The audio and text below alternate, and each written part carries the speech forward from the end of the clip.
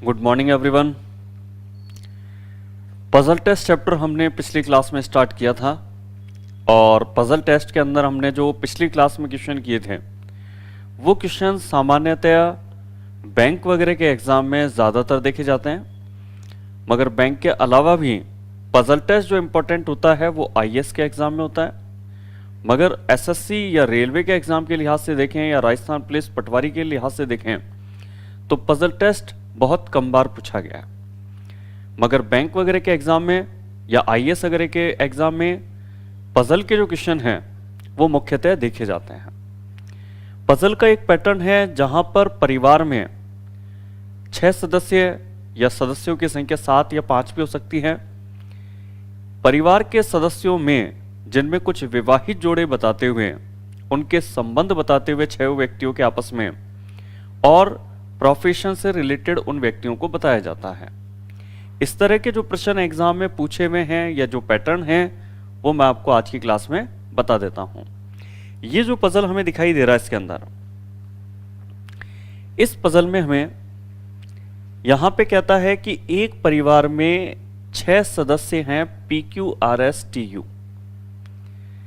परिवार के सदस्य वकील, डॉक्टर, शिक्षक, सेल्समैन, अभियंता तथा प्रबंधक हैं, यानी कि 6 जो सदस्य थे उनके हमें इसके अंदर प्रोफेशन बताए गए हैं। इसके बाद इसमें लिखा है कि परिवार में 2 विवाहित जोड़े हैं।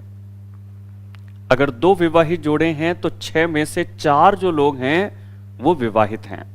2 विवाहित जोड़े हैं का मतलब 4 लोग विवाहित हैं।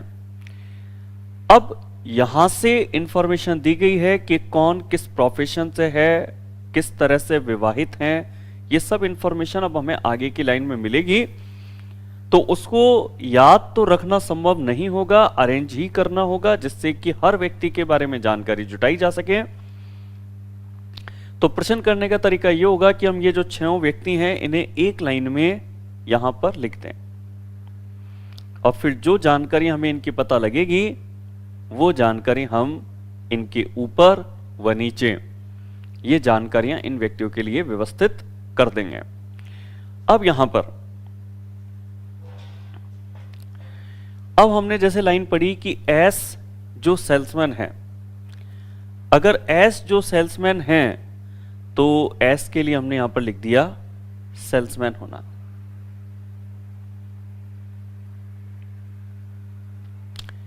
इसके बाद है उसकी शादी महिला शिक्षक से हुई है, और इसकी शादी अगर महिला शिक्षक से हुई है तो ये विवाहित है महिला शिक्षक से, तो यहां पर हम एक इंडिकेशन ऊपर डाल देते हैं कि ये विवाहित है महिला शिक्षक से, डबल लाइन से कर देते हैं जैसे ब्लड रिलेशन में करते थे। इसके बाद में डॉक्टर की शादी वकील के साथ हुई है। डॉक्टर की शादी वकील के साथ हुई है, मगर ये वकील या डॉक्टर कौन है अभी तक नहीं पता, तो इस लाइन को अभी तो पेंडिंग छोड़ देते हैं। मगर अब हमें यह पता है कि जो दूसरा विवाहित जोड़ा है वो है डॉक्टर का और वकील का। ठीक है। इसके बाद में अगली लाइन है यू प्रबंधक है तथा वह क्यू का पुत्र है। देखो, यू के लिए प्रोफेशन बताया कि वो है प्रबंधक, तथा इसके लिए यह भी कहा है कि ये क्यू का पुत्र व टी का भाई है, और ये भाई टी का है, और पुत्र यू पुत्र टी का है। टी का नहीं, यू जो है क्यू का पुत्र है। ये यू जो है पुत्र क्यू का है। अब क्यू का ये पुत्र है, ये भी इंडिकेशन यहां कर दिया। अब अगली लाइन पर आए जिसमें लिखा है कि आर जो वकील है वह पी का पुत्रवधु है, पी की पुत्रवधु है। देखो आर जो वकील है, ये आर को हमने कर दिया वकील, और ये जो वकील है आर, ये किसकी पुत्रवधु है? पी की पुत्रवधु है, यानी कि पुत्र की पत्नी है। अब देखो यहां पर वकील के बारे में हमने एक जानकारी इससे पहले अंडरलाइन करी हुई है कि विवाहित जोड़े में डॉक्टर की शादी वकील के साथ हुई है, यानी वकील के साथ जो विवाहित जोड़ा है वो डॉक्टर होगा। डॉक्टर कौन हो सकता है? पी, क्यू और टी को भरना बाकी है, मगर यहां पर यह समझ लीजिएगा कि एस जो सेल्समैन है महिला शिक्षक के साथ विवाहित है, यू अगर प्रबंधक हैं तो ये विवाहित जोड़े में नहीं होगा, क्योंकि विवाहित जो जोड़े हैं ना वो महिला शिक्षक सेल्समैन का है, वकील डॉक्टर का है, और इस परिवार में यू प्रबंधक जो पुत्र है क्यू का, ये तो हैं बच्चे, और भाई जो है ये अगर टी का, तो टी और यू तो इसके अंदर भाई भाई हुए आपस में, कि भाई भाई हुए या टी का हम इसमें कंफर्म नहीं कर सकते कि बहन है, मगर ये घर के अंदर हो गए दोनों बच्चे। और ये जो चारों हैं इसके अंदर, ये इसके अंदर आएंगे विवाहित जोड़े, क्योंकि अगर ये यू भाई है मतलब ये तो बराबर की पीढ़ी के हैं परिवार के 6 लोगों में। अब इन चारों में अगर ये विवाहित हैं तो इसमें देखो आर अगर वकील है और अगर पी की बहू है तो फिर डॉक्टर हम पी को तो नहीं भर सकते इसमें, क्योंकि ये पी की बहू है, इसका मतलब इनका तो विवाहित जोड़ा होगा नहीं, तो इन चारों में विवाहित जोड़ा आर का केवल बनता है क्यू के साथ, केवल क्यू के साथ ही हम यहां डॉक्टर भर सकते हैं इसके अंदर। अब इन चारों विवाहित व्यक्तियों में 3 को अगर हम भर चुके तो जो बची हुई एक महिला शिक्षक है जो विवाहित है सेल्समैन के साथ, वो महिला शिक्षक होगी इसके अंदर पी। तो परिवार के अंदर देखो किस तरीके से इसके अंदर परिवार के अंदर जो है यू जो है पुत्र है क्यू का, इसका मतलब जो क्यू है, क्यू और आर ये दोनों तो हैं माता पिता इस परिवार में, और जो क्यू और आर माता पिता हैं इनके भी जो माता पिता हैं वो हैं ये पी और एस, यानी कि पहली पीढ़ी पी और एस, उनके नीचे क्यू और आर, और घर के जो बच्चे हैं यू और टी, क्योंकि यू भाई है टी का, तो ये हो गए। अब जो भी एक प्रोफेशन अपने पास में बचा हुआ है, वैसे तो प्रोफेशन भी बचा नहीं है, टी अविवाहित अभियंता है, ये भी हमें लिखा हुआ था यहां, और साथ में लिखा था अविवाहित अभियंता है। वैसे तो खैर ये इंफॉर्मेशन हमने अभी नहीं पढ़ी थी, उससे पहले हमने इसके अंदर सारा फिल कर दिया था। बाकी अगर आप ये और पढ़ लेते कि टी अविवाहित अभियंता है तो ये अभियंता है, ये प्रबंधक है, तो ये तो विवाहित जोड़े में है नहीं, बचे हुए जो 4 हैं उन्हें ही आपको विवाहित जोड़े में रखना था। पी यू की दादी है, पी यू की दादी है तो ये इसके अंदर पी है, ये दादी है, और ये है यू की दादी। इस तरह से ये हमारा पजल इसके अंदर अरेंज होगा। पजल अगर हम बना लेते हैं तो उसके बाद में क्वेश्चन सॉल्व करना फॉर्मेलिटी है, तो क्वेश्चन भी देख लेते हैं इसके अंदर। क्वेश्चन जो इसमें पूछा गया था, निम्नलिखित में से कौन सा एक विवाहित जोड़ा है? तो विवाहित जोड़े में पी एस भी है और क्यू आर भी है। अब ऑप्शन में क्या दिया इन्होंने? पी एस, तो पी एस को उत्तर लगा देते हैं। पी का व्यवसाय क्या है? तो जो पी है इसका व्यवसाय क्या निकाला हमने? महिला शिक्षक होना। तो पी महिला शिक्षक है, उत्तर इसके अंदर टिक करेंगे हम डी वाला। चलो इस तरह का एक पजल मैं आपको भी सॉल्व करने के लिए देता हूं। एसएससी सीपीओ के पेपर में 2016 में ये पजल पूछी गई थी और उसी तरह की पजल है जैसी मैंने आपको सॉल्व कराई है। इसमें जो दोनों प्रश्न हैं इनका सही उत्तर क्या होगा ये बताइए, और पहले इसमें बनाइए पजल। तो जो ये पजल दिखाई दे रही है इसको आप सॉल्व कीजिए।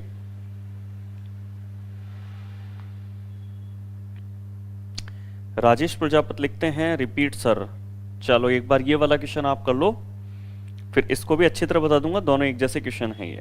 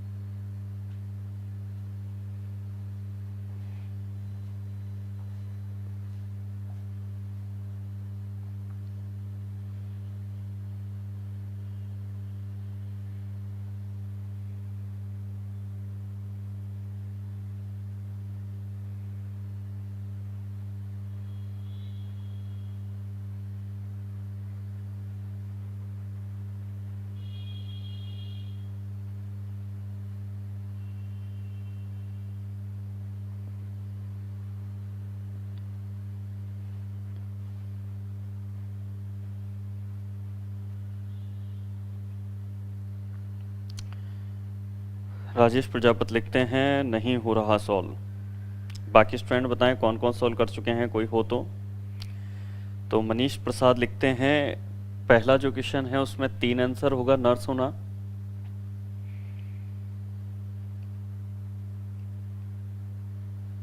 और अगले क्वेश्चन का भी बताइए मनीष जी।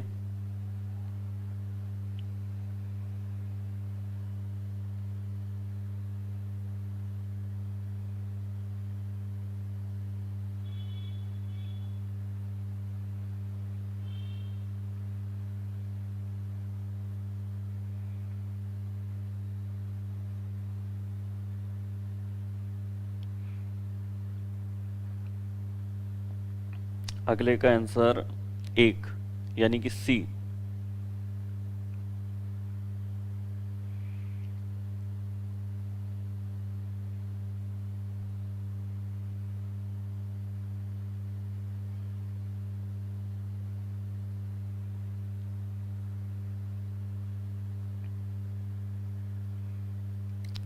तीन यानी कि क्या एफ।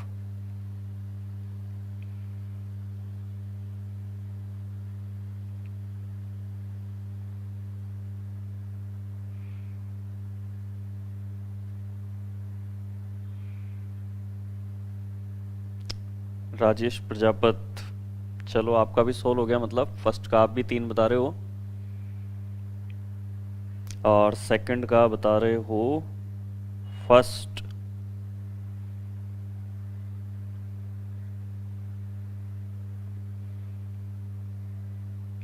चलो तो कई स्टूडेंटों ने सॉल्व कर लिया है, अब मैं इसको आपको जो है सॉल्व करवा देता हूं।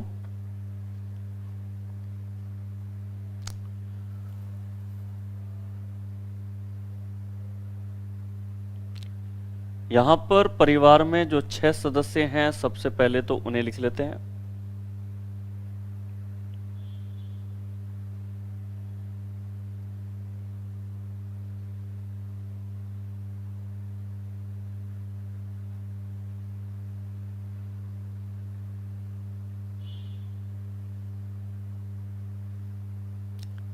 तो अब इसमें सबसे पहले 6 व्यक्तियों के नाम यहां पर मैं लिख देता हूं इस तरह से। 6 व्यक्तियों में इसमें 2 विवाहित डॉक्टर हैं, बी डॉक्टर है और ई का पिता है। देखो 2 विवाहित है 6 व्यक्तियों में, बी डॉक्टर है और ई का पिता है। बी जो है प्रोफेशन से है डॉक्टर और ये जो है पिता है ई का। इसके बाद है एफ सी का दादा है। एफ जो है वो दादा है और ये किसका दादा है? सी का। अब देखो अगर ये सी का दादा है तो सी तो इसमें अविवाहित होगा, क्योंकि परिवार के अंदर अगर 2 विवाहित जोड़े हैं तो एक तो दादा दादी होंगे और एक पिता मां होंगे। एफ दादा की श्रेणी में है, बी पिता है और यदि एफ सी के दादा हैं तो सी नीचे की पीढ़ी में होंगे। ठीक है। अब इसके बाद इसमें आगे है कि एफ सी का दादा है और ठेकेदार है। एफ जो है प्रोफेशन इसमें बताया गया ठेकेदार है। इसके बाद है डी ई की दादी है और दादी इसमें कौन है? डी। ये दादी है और ये दादी किसकी है? ई की दादी है, तो ई भी नीचे की पीढ़ी में है। डी जो है दादी ई की। इसके बाद में ये भी कहा कि डी ई की तो दादी है और गृहिणी है, डी गृहिणी है। इसके बाद है कि यदि परिवार में एक डॉक्टर, एक ठेकेदार, एक नर्स, एक गृहिणी और 2 विद्यार्थी हैं। अब 2 विद्यार्थी कौन होंगे? जो बिल्कुल नीचे की पीढ़ी में है, जो घर के बच्चे हैं, दादा दादी पिता मां बच्चे। अब देखो 6 में से 5 के नाम तो यहां लिखे हुए हैं, तो माता पिता जो होंगे उसमें वो कौन बचा हमारे पास? केवल ए बचा। और 2 विद्यार्थी कौन हुए? सी और ई हुए। सी भी विद्यार्थी है और ई भी विद्यार्थी है, तो इसमें जो बची हुई एक है नर्स, इसमें या जो इसके अंदर मां होगी वो ए होगी। तो ये इसके अंदर पिता, मां, दादी, दादा, बच्चे, और ये इन सब के प्रोफेशन यहां पर इस तरह से तय हो जाएंगे। अब इसमें जो प्रश्न है उस पर भी आ जाते हैं अपन।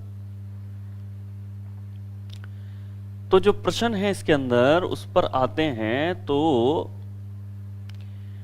प्रश्न हमारे पास इसमें यह है कि ए का व्यवसाय क्या है। तो ए का व्यवसाय क्या है, तो ए का व्यवसाय हम क्या तय कर देंगे इसके अंदर, नर्स होना। 3 नंबर जो आंसर दिया था काफी जनों ने। और ए का पति कौन है, तो जो ए है इसका पति कौन है, बी। ये इसमें पति पत्नी का जोड़ा था इसमें। तो ए का पति बी है, तो आंसर इसके अंदर एक सेकेंड, हाँ बिल्कुल, ए का पति बी है। तो इसमें जो आंसर होगा वो होगा सेकंड।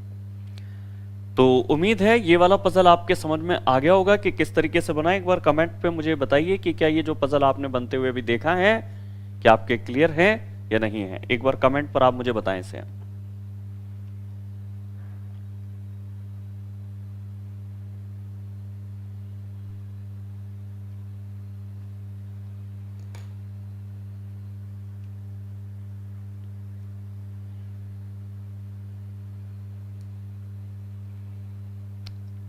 और अगर क्लियर है तो एक पिछला भी इसी तरह का पजल मैंने आपको सॉल्व कराया था। राजेश प्रजापति ने लिखा था कि भाई इसको दोबारा सॉल्व करा दीजिएगा। चलो राजेश प्रजापति कहते हैं आ गया। मनीष प्रसाद भी कहते हैं यस सर क्लियर है पजल जो समझाया गया। ऋषिकेश भी इसमें यस कह रहे हैं। धनपाल जरूर इसमें नो कह रहे हैं। धर्म सिंह यस कह रहे हैं। अतर सिंह नो कह रहे हैं। तो एक काम करता हूं मैं आपको सेम इसी तरह का एक पिछला जो पजल था उसके लिए भी राजेश प्रजापति ने भी कहा था कि भाई उसको एक बार सॉल्व करा दिया जाए। तो मैं आपको मिलता जुलता ये जो पजल है ये पिछले जो पिछला वाला पजल था ये भी बताता हूं, और एक ऐसा ही पजल मैं आपको और करा देता हूं, बल्कि इनसे भी थोड़ा सा नया पजल। ठीक है, तो इस तरह के जो पजल हैं वो फिर आपके क्लियर होंगे। देखो इस तरह के पजल में क्या होता है, जब परिवार में सदस्यों को लेकर के अगर जानकारी दी जाए तो इनमें जैसे हर पजल में व्यक्तियों के नाम एक लाइन में लिखते थे वैसे तो आप लिखेंगे। साथ में परिवार वाले पजल में आप ब्लड रिलेशन की तरह भी सॉल्व कर सकते हैं कि ऊपर की पीढ़ी में, फिर उसके नीचे की पीढ़ी में, फिर जो बच्चे हैं। 6 सदस्य हैं, 2 विवाहित जोड़े हैं, तो वो 2 विवाहित जोड़े कौन से होंगे इसके अंदर, ये दोनों माता पिता दादा दादी। ठीक है, 2 विवाहित जोड़े मतलब 4 लोग। अब देखो इंफॉर्मेशन इसमें है एस जो सेल्समैन है, तो एस जो सेल्समैन है यहां तक कोई दिक्कत किसी को नहीं होती है, क्योंकि जो पॉजिटिव इंफॉर्मेशन उनमें दिक्कत नहीं होती है। उसकी शादी महिला शिक्षक से हुई है। एस का जो विवाहित है, सेल्समैन का जो विवाहित है वो है महिला शिक्षक के साथ। ये हमें दोनों का जोड़ा पता लगा। यही नहीं, अगली लाइन डॉक्टर की शादी वकील के साथ हुई है, हमें दूसरा जोड़ा ही पता लग गया कि जो 2 विवाहित जोड़े हैं उसमें एक तो सेल्समैन और शिक्षक है, तो दूसरा इसके अंदर डॉक्टर की शादी वकील के साथ हुई है। इसको हम अभी थोड़ी देर बाद में फिल करेंगे कौन से व्यक्ति डॉक्टर वकील है इसके अंदर। आगे इसमें कहा था यू प्रबंधक है तथा वह क्यू का पुत्र व टी का भाई है। यू क्या है, प्रबंधक। तो ये विवाहित जोड़े में तो शामिल नहीं होगा, क्योंकि विवाहित जोड़े तो हमें पता है डॉक्टर वकील शिक्षक सेल्समैन है। तो प्रबंधक विवाहित जोड़े में नहीं है, तो प्रबंधक होगा नीचे बच्चे वाली श्रेणी में। प्रबंधक, यू प्रबंधक है तथा वह क्यू का पुत्र है, और ये जो पुत्र है ये क्यू का है। अगर क्यू का पुत्र है तो पुत्र है, तो क्यू का पुत्र है तो क्यू को हम रखेंगे यहां पर, क्योंकि अगर दादा कहता तो इसको सबसे ऊपर वाली पीढ़ी पर अपन रख देते। क्यू का पुत्र है, क्यू का तो पुत्र है, टी का भाई है। अगर ये यू जो प्रबंधक है क्यू का पुत्र है और टी का भाई है, तो टी का भाई है तो टी का भाई है, तो बराबर में रहेंगे ये परिवार में दोनों हो गए बच्चे इसके अंदर। ये दोनों अगर बच्चे हो गए तो बचे हुए जो 4 हैं ये विवाहित जोड़े में होंगे। बाकी आगे वैसे इसके अंदर ये भी कहा है फिर कि आर जो वकील है वह पी की पुत्रवधू है। आर जो वकील है, ये आर वकील है और ये पी की पुत्रवधू है, तो आर को हम यहीं पर रखेंगे मिडिल में, और ये पुत्र वधू बहू है अगर पी की, तो पी इसके अंदर ऊपर की पीढ़ी में होगी, तभी पी की पुत्र वधू होगी, बहू होगी। अब इससे अगर आप यहां देखते हैं तो ये आपको पता लग जाता है कि जो Q और R हैं ये पति पत्नी होंगे। इसके अंदर Q और R पति पत्नी होंगे, तो वकील जो है ये विवाहित है डॉक्टर के साथ, डॉक्टर की शादी वकील के साथ हुई है। फिर भी मान लीजिए अगर आप इसको यहां पर क्लियर नहीं करना चाहें तो एक अगली लाइन और पढ़ लें, तब तो बिल्कुल क्लियर हो जाएगा। टी अविवाहित अभियंता है, टी जो है अभियंता है और अविवाहित है, ठीक है। अब जैसे ही आपने यहां अभियंता लिखा तो आपको डॉक्टर इन दोनों में से किसी एक को लिखना होगा। अब डॉक्टर आप पी को तो लिख नहीं सकते कि डॉक्टर और वकील विवाहित हैं, तो पी के साथ आर का विवाहित होना तो बिल्कुल भी संभव इसलिए नहीं है क्योंकि एक लाइन में हमने पढ़ा था कि आर जो वकील है ना ये पी की बहू है, पुत्र वधू है। तो ये तो अगर सास बहू है तो फिर आर के साथ डॉक्टर यानी कि विवाहित जोड़ा कौन होगा, क्यों होगा, जो हम वैसे पहले भी डिसाइड कर चुके हैं। अब इसमें हम महिला शिक्षक किसको लिख सकते हैं, सब जगह भरी हुई है, तो महिला शिक्षक आप किसको लिखोगे, पी को, जो हमने ऊपर यहां पे लिखा हुआ भी है। अब पी जो है विवाहित जोड़ा किसके साथ हो गया, सेल्समैन के साथ, तो सेल्समैन इसके अंदर एस है, ये आपका यहां पे हो गया। अब यहां पर आपके पूरा ब्लड रिलेशन के तौर पे भी क्लियर हो रहा है कि ये तो हैं दादा दादी, ये हैं माता पिता और ये घर में हैं 2 बच्चे। ये इस तरीके से परिवार में जो 6 सदस्य हैं उनकी जानकारी है। और जैसे ये जानकारियों को आपने अरेंज कर दिया तो क्वेश्चन सॉल्व करना फॉर्मेलिटी होगी। चलो, उम्मीद है अब आपको इस तरह के जो पजल हैं वो समझ में आए होंगे, और इन्हें अगर आप थोड़ा सा ब्लड रिलेशन के तौर पे साइड में बनाएंगे, ऊपर की पीढ़ी में दादा दादी, फिर माता पिता, फिर बच्चे, तो ये जो पजल है ये बहुत इजी होगी। इसके बाद अब इसमें एक पजल आपको मैं ये वाली भी बताता हूं। रेलवे एनटीपीसी ऑनलाइन परीक्षा 19 जनवरी 2017 के पेपर में ये पजल पूछी गई थी। तो ये जो पजल है इसमें इंफॉर्मेशन जो हमें दी गई है थोड़ी सी पिछले पजल से अलग है। थोड़ा सा आप ये कह सकते हैं बल्कि ब्लड रिलेशन के जैसे क्वेश्चन होते हैं कुछ उससे ज्यादा मैच करता है, पजल के कम नजदीक, ब्लड रिलेशन के क्वेश्चन के ज्यादा नजदीक है ये क्वेश्चन। यहां पर शुरुआत में कोई नाम नहीं दिए गए थे, डायरेक्ट ही ब्लड रिलेशन की तरह कुछ व्यक्तियों के बारे में संबंध और उनके प्रोफेशन बताए गए थे, मगर ब्लड रिलेशन में केवल संबंध बताता था, यहां पे प्रोफेशन भी बताए हैं उनके, इसलिए इसको पजल टेस्ट चैप्टर के अंदर ही शामिल किया गया है। क्योंकि विथ इंफॉर्मेशन अगर जानकारी दी जाती है, विथ इंफॉर्मेशन अगर हमें कोई व्यक्तियों के बारे में बताया जाता है तो वो पजल टेस्ट में होता है, ठीक है। चलो, जैसा कहता है वैसा इसको बनाते हैं अपन। वाई एक गृहिणी है, तो ये वाई, और इसके बारे में हमें ये पता लगा कि ये गृहिणी है। वाई एक गृहिणी है और उसका पति इंस्पेक्टर है, और इसका जो पति है ब्लड रिलेशन में ऐसे बनाते थे अपन, उसका पति इंस्पेक्टर है। उनके बेटे जे एक शिक्षक और के एक बैंकर है। उनके बेटे कौन कौन हैं, जे है और के है, तो यहां पर हम बना देते हैं उनके बेटे जे और उनके बेटे के, और उनके बेटे जो जे हैं वो तो एक शिक्षक है, ये यहां पे लिख दिया शिक्षक, और जो के है वो एक क्या है, बैंकर है। इसके बाद में है जिनकी शादी क्रमशः, क्रमशः का मतलब है जिसका पहले नाम लिया था उसके लिए तो पहली इंफॉर्मेशन है, और जिसका बाद में नाम था के का उसके लिए बाद वाली इंफॉर्मेशन है। तो इंफॉर्मेशन क्या है, इनकी शादी क्रमशः एक नर्स यानी कि जे की जो शादी है वो हुई है नर्स से। इसमें प्लस माइनस भी लगाते हुए चलते हैं।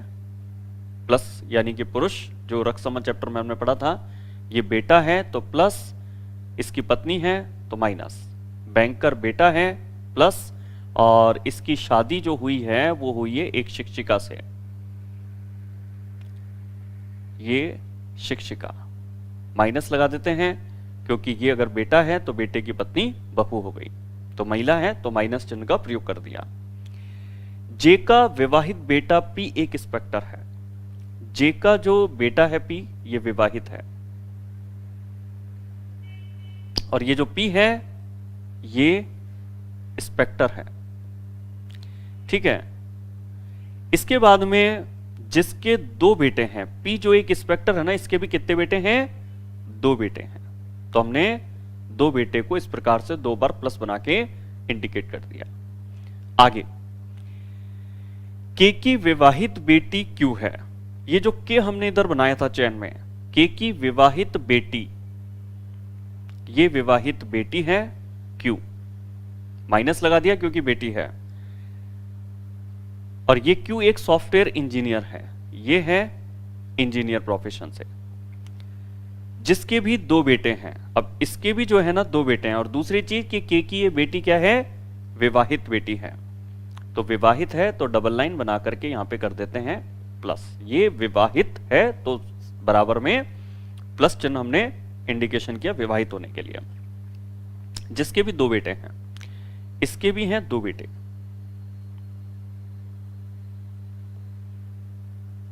ये सभी एक संयुक्त परिवार में रहते हैं। अब ये डायग्राम जो हमने तैयार किया सेम वैसे ही तैयार किया जैसे ब्लड रिलेशन चैप्टर के अंदर हम किसी भी संबंध को प्रदर्शित करते थे, किसी भी प्रश्न के लिए श्रृंखला बनाते थे।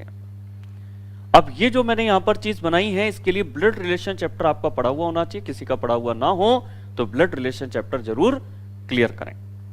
ब्लड रिलेशन चैप्टर में जैसे जैसे कहता है वैसे वैसे हम इसको बनाते हुए चलते हैं, और उसी तरीके से हमने इसको तैयार किया है। अब यहां पर जो प्रश्न पूछे गए हैं उस पे आते हैं। यहां तक का पार्ट आपके क्लियर हो गया होगा, और अगर ब्लड रिलेशन पढ़ा है तो बिल्कुल अच्छी तरह से क्लियर हुआ होगा। चलो, तो अब क्वेश्चनों पे आते हैं। इसके अंदर अपन ये हमारे पास में इसके अंदर है क्वेश्चन। इस पर 3 प्रश्न पूछे गए थे कि पुरुष और महिला का अनुपात क्या है। तो हम टोटल मेंबर इसके अंदर गिन लेते हैं और फिर देख लेते हैं कितने पुरुष कितनी महिला हैं। तो अगर इसके अंदर टोटल मेंबर हम गिने हैं तो ये 1 2, यहां से पेन लेकर के क्लियर करते हुए चलता हूं मैं आपको। 1 2 3 4 5 6, 6 के बाद में 7 8 9 10 11 12 13 14, 14 मेंबर इसके अंदर हैं। अब 14 मेंबर में कितनी पुरुष और कितनी महिला हैं? तो महिलाएं अगर इसके अंदर काउंट कर लें तो देखो महिलाएं काउंट कराता हूं मैं आपको, जहां जहां माइनस लगाया है 1 2 3 4 5। जो 14 मेंबर हैं, इन 14 में से 5 हैं महिलाएं।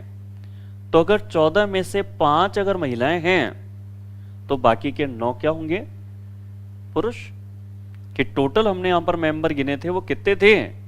14 मेंबर थे। 14 मेंबर में पुरुष और महिला का अनुपात क्या है? तो महिलाओं को भी मैंने गिनाया आपको कि 1 2 3 4 5 महिलाएं हैं। तो 14 में से अगर 5 महिलाएं हैं तो बाकी के 9 क्या होंगे? पुरुष। तो यहां पर उत्तर क्या टिक करना होगा हमें? 4, कि 9 अनुपात 5 होगा। चलो, इसके बाद आते हैं अगले क्वेश्चंस पर अपन। तो अगला क्वेश्चन इसके अंदर जो हमें दिया गया है वो ये है कि दी गई जानकारी के आधार पर बताएं कि इनमें से कौन सा एक विवाहित जोड़ा है। विवाहित जोड़ा क्या शिक्षिका और शिक्षक का है क्या? तो नहीं, शिक्षक ये है तो जोड़ा नर्स के साथ है, और शिक्षिका का बैंकर के साथ है। क्या शिक्षिका का इंस्पेक्टर के साथ है क्या? तो नहीं, शिक्षिका का जो है वो बैंकर के साथ में है।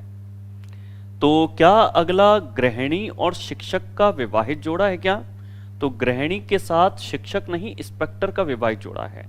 4th ऑप्शन है, क्या नर्स और शिक्षक का विवाहित जोड़ा है क्या? तो बिल्कुल सही बात है, नर्स का और शिक्षक का विवाहित जोड़ा है। तो आंसर इसके अंदर कौन सा तय करेंगे हम? 4th वाला। इसके बाद में अगला जो क्वेश्चन है हमारे पास में वो है क्यू की दादी एक है। क्यू की दादी कौन है ये हमसे पूछा गया एज ए प्रोफेशन के तौर पे।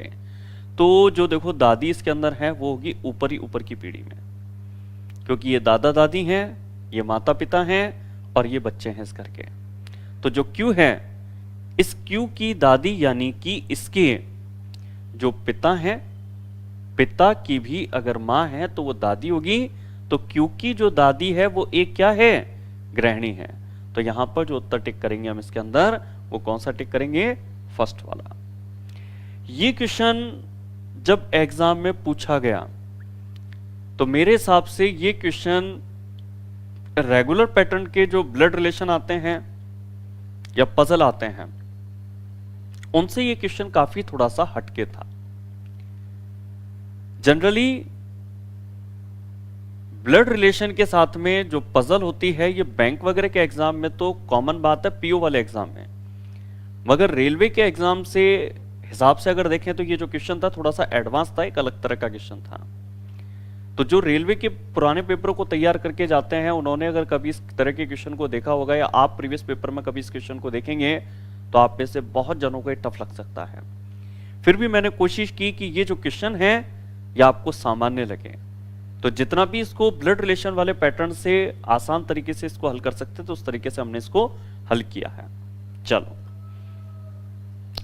तो पजल में मैंने आपको बहुत सारे पैटर्न के क्वेश्चन इसके अंदर बताए, डिफरेंट डिफरेंट तरह के जैसे भी पजल पूछी गई वो भी मैंने आपके सामने रखे इसके अंदर। अब पजल टेस्ट के जब बहुत सारे क्वेश्चनों को हमने देख लिया, तो अब इसमें हम थोड़ा सा आगे बढ़ेंगे और अगला जो पॉइंट एक हमारा होगा वो होगा कि रीजनिंग में एक तो होता है चैप्टर वाइज क्वेश्चंस का पूछा जाना, कि कोई दिशा से पूछ लिया, कोई रक्त संबंध से पूछ लिया गया, कोई नंबर सीरीज से पूछ लिया गया, कोडिंग रिकॉर्डिंग से, मतलब किसी चैप्टर के अंदर आने वाले प्रश्नों को हमने विशेष रूप से देखा। मगर रीजनिंग में कई ऐसे भी प्रश्न होते हैं जिन्हें किसी भी चैप्टर में नहीं रखा जाता है। तो जितने भी अन्य प्रकार के प्रश्न हैं अब वो स्टार्ट करेंगे हम। तो अन्य प्रकार के जो प्रश्न स्टार्ट हम करेंगे, इसके अंदर सबसे पहले हम प्रश्न लेने वाले हैं चढ़ने उतरने संबंधी प्रश्न है। एक बार स्लाइड में यहां पर चेंज करके और आपको वो चीज क्लियर कर देता हूं।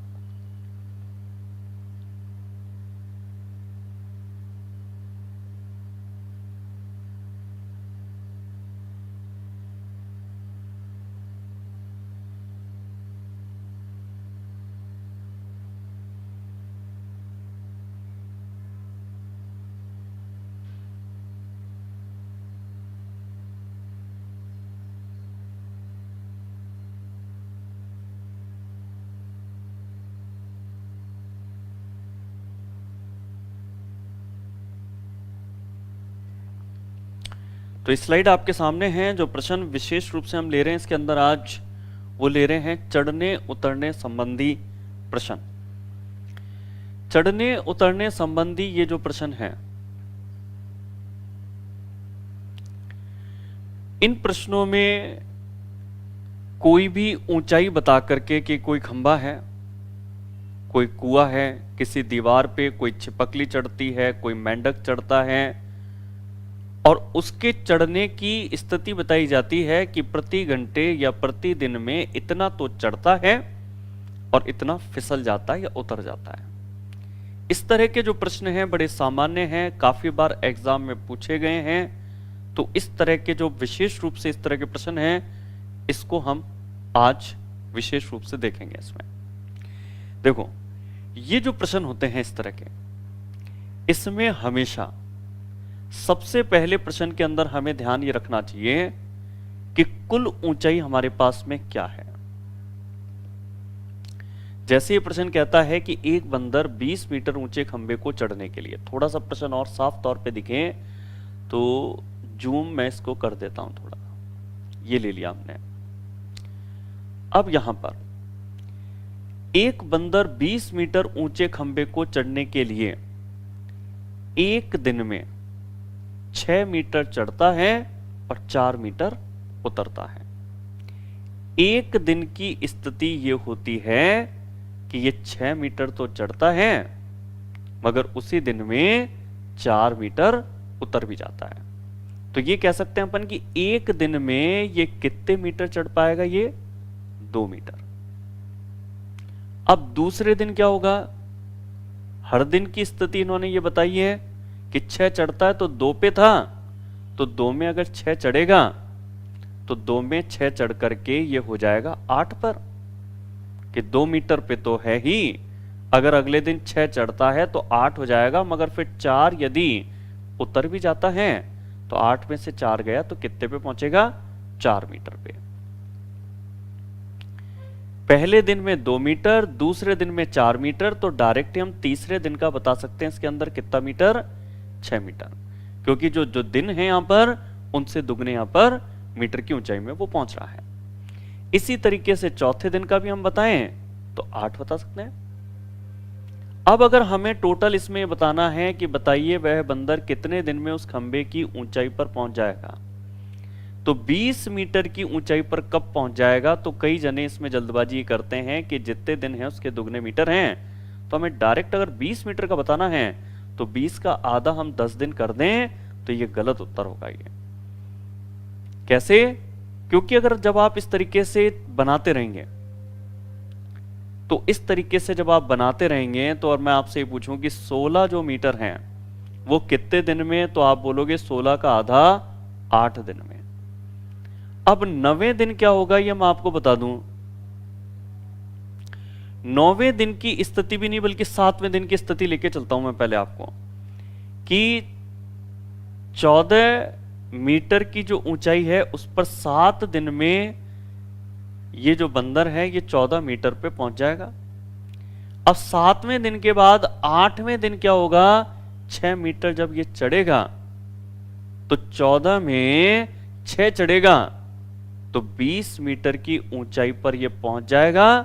और वहां से फिर अगर 4 फिसलता भी है तो उसका फर्क इसलिए नहीं पड़ना क्योंकि 20 मीटर की जो ऊंचाई है इस खंबे की ऊंचाई को वह बंदर कितने दिन में पूरा कर लेता है? तो 20 मीटर जो ऊंचाई थी इसे उसने कितने दिन में पूरा कर लिया? 8 दिन में। बाकी ज्यादा इस पर अगर गौर ना करके अगर प्रश्न कैसे हल करना है उस पर अपन जाएं तो आप एक काम करें, हमेशा जितनी भी ऊंचाई है उसमें से चढ़ने की जो स्थिति होती है वो हमेशा माइनस कर लिया करें। आप कुल ऊंचाई में से जितना चढ़ता है वो माइनस कर दें, तो 20 में से अगर 6 घटा दें तो 14 मीटर का आप रखेंगे टारगेट। अब एक दिन में कितना होता है ये आप निकाल ही लेंगे कि एक दिन में अगर 6 चढ़ करके अगर 4 फिसलता है तो 6 में से 4 घटा के इसका मतलब एक दिन में 2 मीटर। तो एक दिन में 2 मीटर तो 14 मीटर आप निकाल लेंगे 7 दिन में। इसके बाद अब आप बेसिक करेंगे कि 7 दिन में अगर 14 मीटर तो 8वें दिन की स्थिति में 8वें दिन में आप 14 जो मीटर था उसमें 6 जोड़ेंगे तो जोड़ते ही आपके 8वें दिन ही वो कितने मीटर की ऊंचाई पर पहुंच जाएगा? 20 मीटर की ऊंचाई पर। ठीक है। बाकी इस प्रश्न को करने के लिए हम फॉर्मूला भी बना सकते हैं, आगे मैं आपको फॉर्मूला ही बताऊंगा इसका। दूसरा प्रश्न भी वैसे ही करवा देता हूं मैं आपको। 27 फरवरी 2004 को एक छिपकली ने खंबे पर चढ़ना शुरू किया। खंबा 21 मीटर ऊंचा है और छिपकली प्रतिदिन कितना चढ़ती है? 3। इसको आप घटा लो पहले। आप टारगेट ये रखो 18 मीटर कितने दिन में, 21 का बाद में निकालेंगे फिर बेसिक। तो प्रतिदिन की स्थिति क्या होती है देख लो आप, 3 चढ़ करके और 2 मीटर उतरती है, यानी कि 3 चढ़कर अगर 2 उतरती है तो एक दिन में 1 मीटर हो गई। ठीक है ना। अगर प्रतिदिन 3 चढ़ करके अगर 2 उतरती है इसका मतलब प्रतिदिन 1 मीटर चढ़ पा रही है वो, तो एक दिन में 1 मीटर तो 18 मीटर 18 दिन में है, ये तो आप निकाल लेंगे। अब 18वें दिन 18 मीटर थी मगर 19वें दिन 18 मीटर से यदि 3 मीटर चढ़ेगी तो 18 में 3 चढ़ते ही 19वें दिन ये कौन से मीटर पे पहुंच जाएगी? 21 मीटर पर। तो जो खंबे की ऊंचाई 21 मीटर है इससे ये 19वें दिन पहुंच जाएगी। अब ये 19वां दिन हमें डेट के आधार पे बताना है कि छिपकली निम्न में से किस स्थिति पर खंबे की ऊंचाई पर पहुंचेगी। तो अगर किस स्थिति पर पहुंचेगी तो देखो 19वें दिन पहुंचेगी, हमने निकाल लिया। फरवरी में 2004 की अगर बात करेंगे तो फरवरी में 27 भी होगी, 28 भी होगी और 29 फरवरी भी होगी क्योंकि 2004 एक लीप वर्ष है। 19 में से 3 दिन तो फरवरी के हो गए, अगर 19 में से 3 दिन फरवरी के हो गए तो 16 दिन मार्च के होंगे, यानी कि 19वां दिन कौन सा होगा? 16 मार्च 2004, क्योंकि 27 फरवरी से अगर उसने चढ़ना स्टार्ट किया तो 3 दिन तो फरवरी के, और 19 में से 3 दिन फरवरी के हैं तो 16 दिन मार्च के होंगे, तो ये पहुंचेगी 16 मार्च 2004 को। अब इसके लिए अगर फॉर्मूले की हम बात करें तो फॉर्मूला क्या होगा? फॉर्मूला ये होगा कि आप हमेशा ऐसे प्रश्न जब भी सॉल्व करो ना आप, तो कुल जो ऊंचाई होती है इसमें से चढ़ना घटा दें। जैसे यहां पे कुल ऊंचाई 20 थी, 20 में से अगर आप 6 घटा देंगे तो आपके आएगा 14, और इसमें चढ़ना माइनस उतरना कर लें, इनका अंतर कर लें आप, चढ़ने और उतरने का। जैसे ये चढ़ना और ये उतरना, इसका अंतर कर लें। अंतर कितना हुआ? 6 का और 4 का 2, इसका भाग लगा दें, और भाग लगाने के बाद में जो रिजल्ट आएगा उसमें 1 जोड़ दें, तो बराबर आंसर कितना हो गया? 8। ऐसे ही इस प्रश्न में भी कुल ऊंचाई 21 माइनस चढ़ना 3 घटा लो, 18 जो आया उसमें चढ़ने और उतरने का जो डिफरेंस है कि 3 चढ़ करके 2 उतरती है, तो डिफरेंस कितना हुआ? 1 हुआ। अब इसका अगर आप भाग लगाओगे तो 18 ही आएगा, और जो रिजल्ट हमारे पास आया उसमें लास्ट में +1 करेंगे तो डायरेक्टली 19वें दिन ये पहुंचेगी, ये पता लग जाएगा हमें। तो जो फार्मूला है वो भी आपके सामने मैंने इसमें बता दिया है। अब सेम एक ऐसा ही क्वेश्चन मैं आपको भी करने के लिए यहां पर देता हूं इसमें। ये तो हमारा इसके अंदर फार्मूला हो गया, फार्मूले में बस ये थोड़ा ध्यान रखिएगा, चढ़ना माइनस उतरना होगा, ठीक है। अब एक क्वेश्चन मैं इसमें आपको करने के लिए दूंगा, इसमें उसका सही उत्तर क्या होगा ये आप मुझे बताएंगे। ये क्वेश्चन आपके सामने है स्क्रीन पर, इसका सही उत्तर क्या होगा ये मुझे आप बताएं।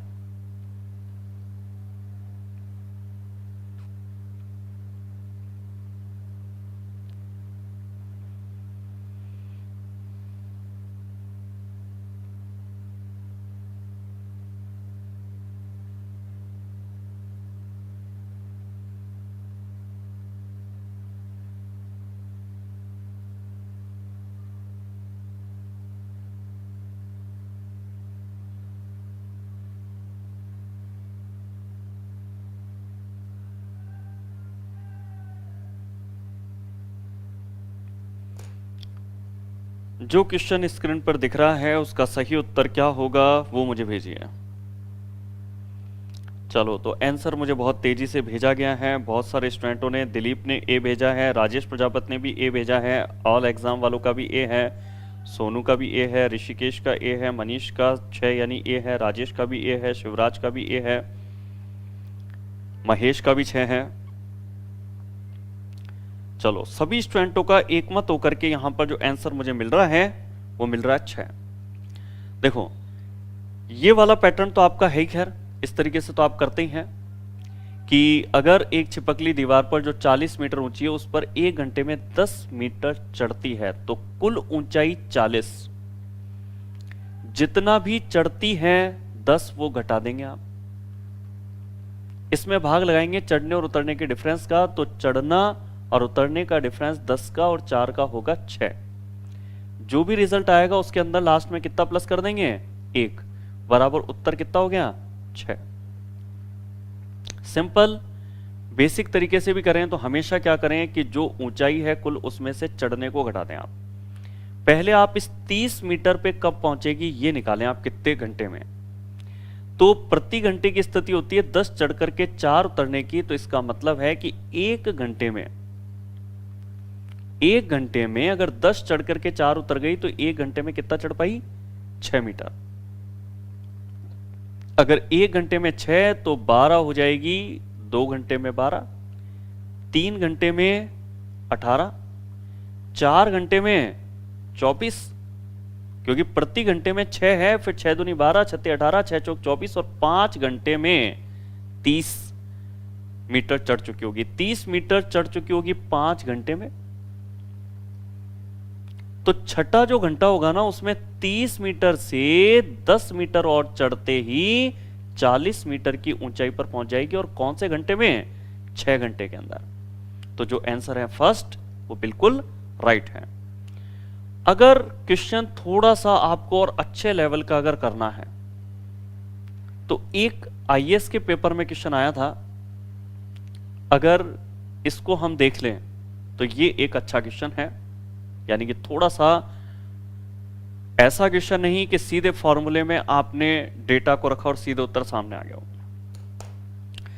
अगर इस क्वेश्चन को भी देख लें तो ये एक अच्छा क्वेश्चन है, इसको मैं आपको समझा दूं और सॉल्व भी मैं ही करा देता हूं आपको। भिन्न ऊंचाइयों के हैं 3 खंबे। खंबे इस बार कितने हैं? 3। और उस पर 3 मकड़ियां ए बी सी क्रमशः इन खंभों पर एक ही समय पर चढ़ना शुरू कर देती हैं।